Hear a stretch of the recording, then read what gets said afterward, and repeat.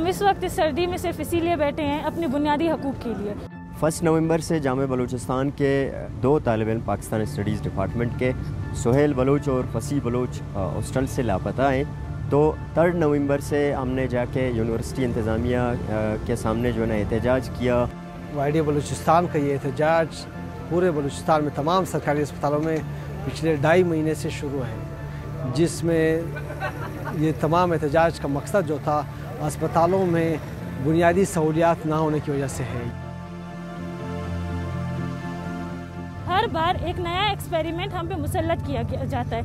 इसी तरह PMC ने इस बार हम पे एक सो कॉल्ड स्पेशल एग्ज़ाम का जो इलीगल डिसीजन है हम पे जो है ना मुसल्लत किया है कि अगर हम पहले ये टेस्ट दें जो कि नहायत ही गैर कानूनी है, और अगर हम वो टेस्ट में अपेयर होते हैं, टेस्ट में पास हुए तो वेल एंड गुड, हमें वो रजिस्टर्ड कर लेगा, लेकिन अगर हम फेल होते हैं तो हमारा मेडिकल कैरियर ख़त्म।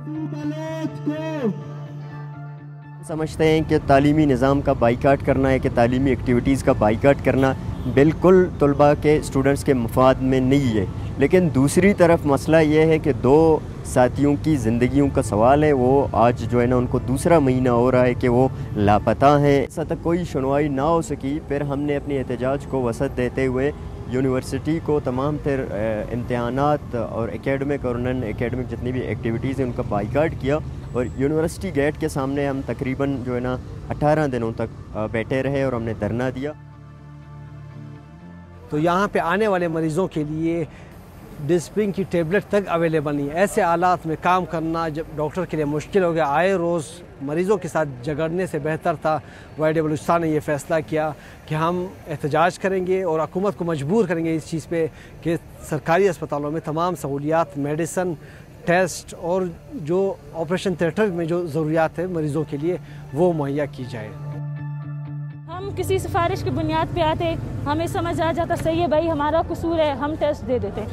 हम रिश्वत दे के आते, हमारा कसूर था, हम टेस्ट दे देते। बलूचिस्तान के किसी भी सूबे ने अगर किसी भी एक तलबा ने ये टेस्ट दिया होता हम यहाँ आते। अब अगर कॉलेजेस को रजिस्टर्ड करना है तो आप हमारे हुकूमत से सवाल करें। इतने साल हुए आप जो बजट देते थे वो हुकूमत ने कहाँ खर्च किया? अगर कॉलेजेस नहीं बने, कॉलेजेस की बिल्डिंग नहीं बनी, हॉस्पिटल में फैसिलिटीज़ नहीं है, आप हमारे हुकूमत को सवालिया निशान बनाएं। हम स्टूडेंट्स क्यों टेस्ट दें? हुकूमती कमेटी के 2-3 हमारे साथ नशस्तें हुई। फिर बाद में हुकूमती कमेटी की यकीन दयानी पर उन्होंने कहा था कि आप लोग हमें 15 दिनों का टाइम दे दें। इन 15 दिनों के जो है ना दौरान हम आपके दोस्तों को बाजियाब कराएंगे।